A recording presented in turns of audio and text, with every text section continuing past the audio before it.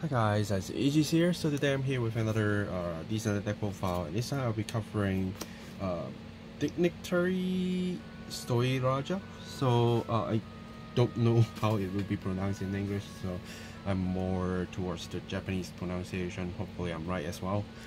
So this is a new right line we get from DCBD03, and it's also from the manga as well, which is very interesting, I have to say, this deck, because what it allows you to do is very kind of unique, but at the same time it's a little bit hard to understand the deck, because when I first touched the deck, it's really hard, really hard. I really had a bad time, and I really need to ask a lot of friends to help me out to understand how the deck works, and even just fight with them, see how they do their plays, in order to actually learn what I should do with the deck. And here I am. So after understanding that, I think it will be a lot easier. So I hopefully from this deck profile I can also let you guys know what the idea is, so that more people can actually get their hands on this deck. So let's talk about what it does. First, if your opponent is grateful or higher during your turn, and you play a scripture order this turn, all of your front row units will get plus 5k. It's basically, you just did it once, you get the 5k. If you do it twice, it's still that 5k, so you won't get any extra, right? Because it's only if you play it or not. It's only check that. And then the second skill is once per turn. When you play a normal order, if your opponent's Vanguard is grateful or higher, until end of turn you can play an additional order this turn, but you cannot play orders other than the scripture orders. Now, this deck is mainly involving a combo of scripture orders in order to do a lot of things. But if you want to be creative, you can actually go into playing a whatever normal order and then go into the scripture orders. You can.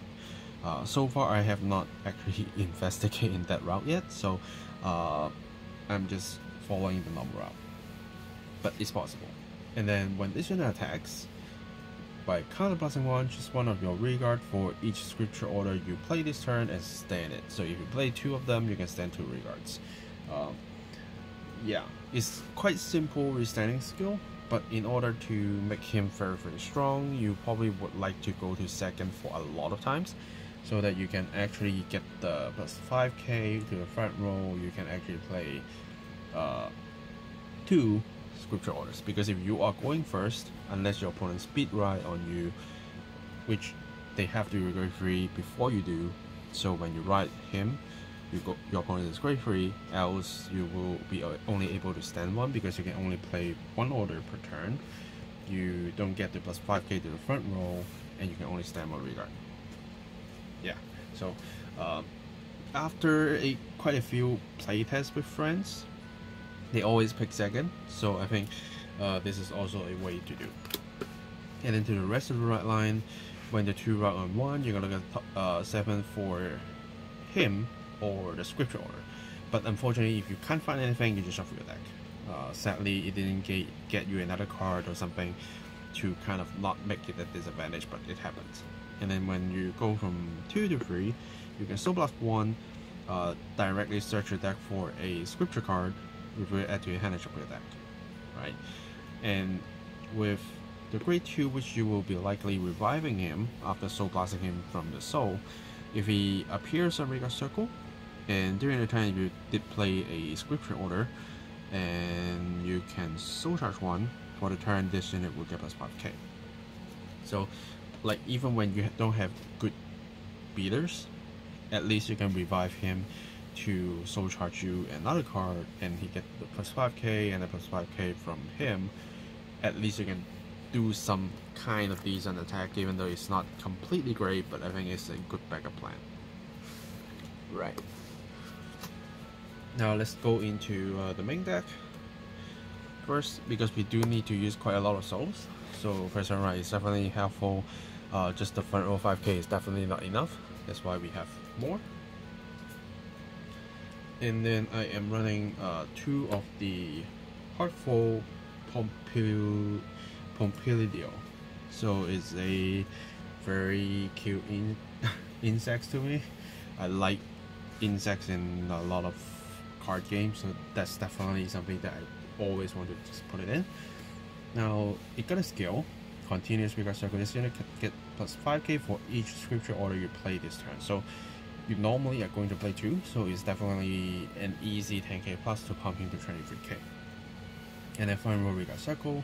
When your Vanguard is attacked by your opponent's regard, costs retire this unit. Choose one of your opponent regards and decrease that unit's power by its original power in general turn. So if they don't have any trigger buff, they don't have their own effects to pump their power up, then they will just turn into 0 basically, which is sometimes helpful. And even if they got the buff, if you just reduce the original attack power, they might not be able to hit. Or even when you need to like don't have enough cards to guard because their power is a little bit too high, when you use that to reduce the original power, that can usually just make you discard 1 card less for guarding, right? So it can be handy, but so far the time that I need to use this skill is very less, but it's there and it can be helpful. And even if you pop him because he needs to retire himself to use that skill, you still have ways to revive him back, so it's not like a one-off. You have a chance to actually use it multiple times. Okay, and then next is a Duation card, which is a Azure Sky, White Scales, Aspronia, and Saphira. So this is from the Festival Booster, which even in the JP side, I think the price is also going up. So it's a very important card. If you are getting the set in English, definitely keep the Duation cards and then consider what you want to keep, and not something that you can like after that see what you can sell. But definitely keep them so that you don't need to pay a lot more to actually find them. So what's good about this card, when this card is placed on regard circle from hand other than during the battle phase, look at the top card of the deck, you can put it on top of the deck with this card. So first, it helps you to have a little look to see if you see any scripture card, then you can use other cards to pick them up, right? And the second thing is, before you go into any kind of drive check, you can actually like see what's going to happen, right? And then if you, on top of that, you want to count a last one, then you can choose 1 normal order from your drop, which is usually your scripture order, put it back to your hand, so you don't need to run a lot of scripture order, which I'm not putting a whole play set of it in there, so it's definitely helpful. And then choose a grade 2 or higher card from the drop and call it to the regard circle. So it can be any sort of attackers that you require that maybe even help you to search for the scripture card, because sometimes you are just lacking that one, but you only have, say, 1 type in the drop and your hand is really bad, you need another chance to find it, you have a chance, right? And to what card allows you to do so is this. It's Overflyer. I don't know how about his front name, is just too hard to read for me, so I'll just call him Overflyer, make it simple. Yeah, so his skill, when it's placed on regard circle, kind of +1, look at top 7 cards of your deck, choose up to 1 scripture card from them, review it, add to your hand, shuffle your deck. If you did not review a card, then after the shuffle, you draw a card. So this is definitely a great card, because the grade 1 right line only allow you to look 7 for him or the scripture card, but if you can't find anything, you don't get anything. But this, even if you miss, you still get to draw a card, so you're kind of not losing anything.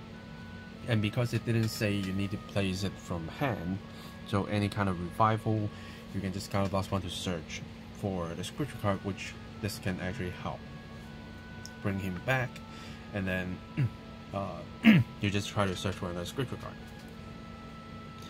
And then the next card is the Brave Shooter. Now, after so many playtesting, no matter I myself using the deck, fighting against friends using this deck, Brave Shooter is something that you have to have for, because you don't use your energy a lot. So instead of just using 7 energy blast to draw a card, having a defensive option to just being able to draw a card remotely, or like flexible, which is very, very important, because sometimes you are just lacking that piece for the card, sometimes you are lacking that piece to do the full combo for the next turn, and you just have so many energy. Before I come into this build, I wasn't using this, and the experience is extremely bad. I would say extremely bad, because like I always run out of cards, and then I need to put in a play set of the scripture orders in order to actually meet them. But now with these two, I have a lot more rooms to do stuff while not having a whole play set of scripture order, and they themselves already provide me a lot of values. So I think this is very important to actually have. And then another new card, friendly maiden Alina. So she is another card that uses you energy. When this card is played on regular circle from hand island during the battle phase, by energy blasting free, you can choose an order without regular speed when you drop and add it to your hand. So another way to recycle your scripture orders, and choose a great one or less unit from your drop and call it to regular circle. You can choose one of the skill to perform while energy blasting free. So you can bring a great one or less, you can put the scripture order back to your hand, which is great, right? But she is only a skill on plays from hand, so if you revive her, you're not going to get that effect. But then during your turn, if you have 4 more units, this card will get plus 2k. That is always there. So if you really need a booster, I think you can still try to revive her, but usually you don't have to. She's here mainly for some kind of early rush, power adjustment, grab your orders back. Sometimes if you want more units to boost, then you can use her. And another great one that we put into consideration is the Trident, because the Trident will go into the soul and counter charge 1 when your other units attacks, and it's the 5th battle. And because he will withstand 2 on the regular, so you will get the 5 attacks going on, so he becomes useful by helping you to get a soul and also to counter charge, which you need to use a lot for withstanding, for searching, for extra effects, or even just a urgent draw, right? So counter blast is always important. And then I'm running 4 of the normal PGs. If you want to use the place order, you can. It's always up to you. And then I'm using also the new place order, Protection Dreamcast, for a few reasons. One, choose one of your units being attacked and get plus 10k for until the end of battle, so that's one simple 10k shield. And this card's auto ability can be resolved if you resolve a regular piece ability this fight. So that means after you use it as a 10k shield, you can still use the skill. And then auto drop, when your unit is being attacked basically, remove this card from your drop and just one of your units being attacked, and it gets power plus 5k at the end of the battle for each grade of that unit. So if you're on grade 3, it will get plus 15k, so it's like an emergency protection. I find this card very handy, so I'm using this, but if you do have other options, you can use that. Yeah, that's basically it. And then let's also talk about our scripture order, which is principle of all suffering and principle of non-selfless. So let's talk about all suffering. is very important order, definitely. And then your opponents will get, or your vanguards get power minus 3k until end of their next turn.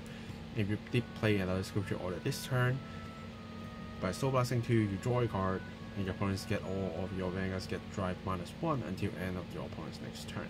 And that this skill is applying to your opponent's players, so no matter how they change the vanguard, the skill of minus 3k and minus 1 drive will always be there. But this should be the second order you play, because it did say if you play an other scripture order this turn, so you always put it as a second order you play, and that also means you need to play a scripture order before this card in order to fully utilize everything.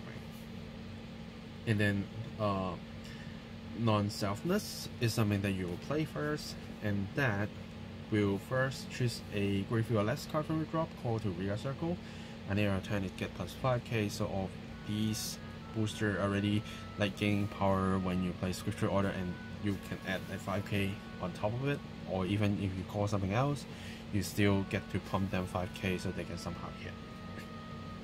And if your opponent's vanguard is graveyard higher, that unit will get an auto once per turn. When this unit is stand by your card's ability, they will get plus 1 crit until end of turn. Unfortunately, it's only reviving one and giving skill to one card, so even when you restand 2, that's only one of them will gain the crit, right? So just these two combo is very great, because first you bring up an attacker, give it plus 5k, give it a chance to plus crit after restand, so the second attack will be more scary. And then you play this to lower your opponent's vanguard power, so it's even easier to hit. For example, this, because you play 2 of them, it will get plus 10k, and then your vanguard will get plus 5k to it, so it's already a 25k fighting against a 10k vanguard. So just a 15k shield is not enough already. Then he give you more, so just that combo is already very great. And on top of that, you are telling opponents to minus 1 drive, no matter how they change their vanguard. And a lot of decks, when they restands, they minus 1 drive, so they will turn into 1 drive, restand as a 0 drive, and from there they somehow might need to give more cost, like discard some cards, so the hand size will get smaller and get smaller and get smaller, and you just keep doing the same combo until they dry out. So the more time it takes, the stronger this deck will be. Basically just that. Triggers.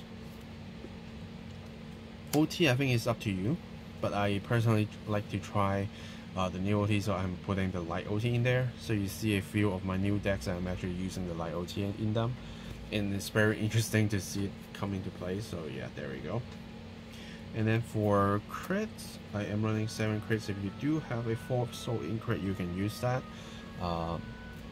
Usually I just use crits as guard, but if you want to have a safety net that when you need the soul, you can play something down to put it in soul, you can. So far it didn't affect me that much, but if you want to like be more perfect with the list, then you can just turn it into another one.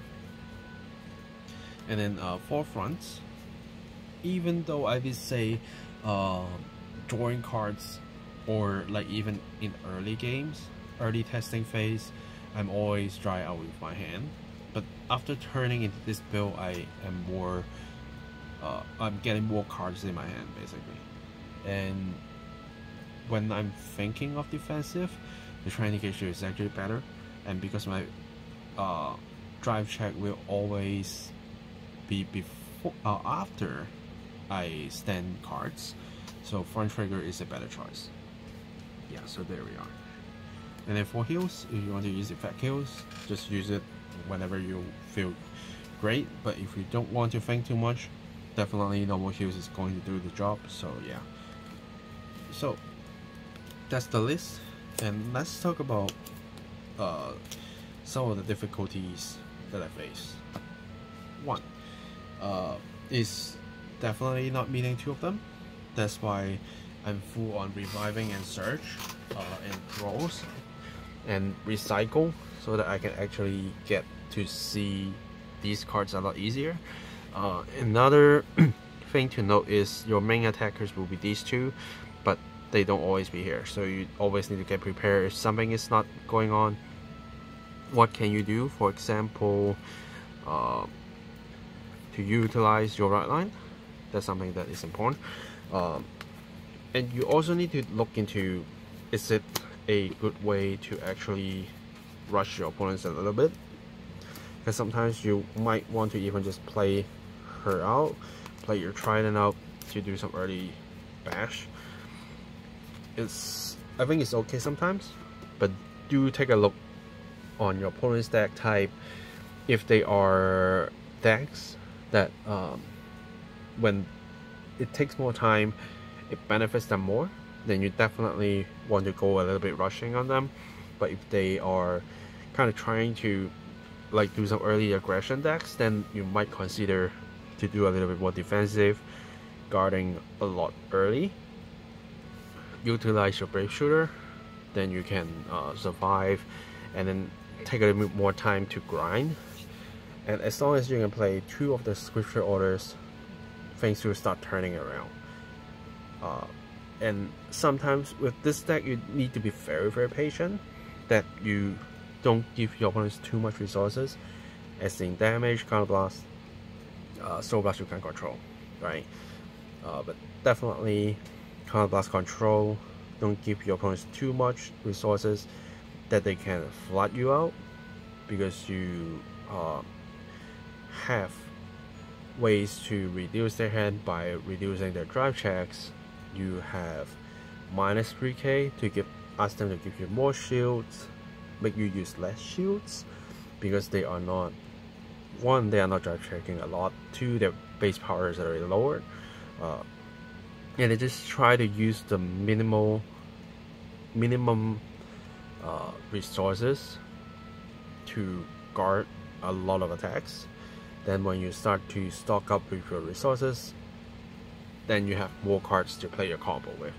And once you get there, it will start becoming a loop, and you keep looping, then your opponents will just dry out eventually. So if you need to be slightly aggressive to force them to guard a lot of cards, you can do that. But I think 60 to 70% of the time you are grinding, and you just do it bit by bit.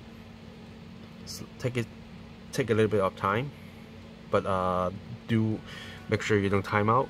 You don't, if you time out, then you lost your effort. But yeah, other than that, I think this deck is actually quite fun. After you understand like when to be aggressive, when you need to actually stay in a little bit, how to grind, and you will start seeing this deck is a little bit more fun than what you first see, probably. At least that's what happened to me. So give it a try, see this fits you or not. But I think so far I feel most comfortable with this version. But if there's more like promo support and such, then definitely we're going to try that. But yeah, so I think that's it for this deck profile. If you have any questions you want to ask, feel free to ask in the comments down below as usual. Subscribe for more deck profiles, deck fights, unboxing videos. That's it for this video today. Thanks for watching guys, and I will see you guys in the next video. Signing off.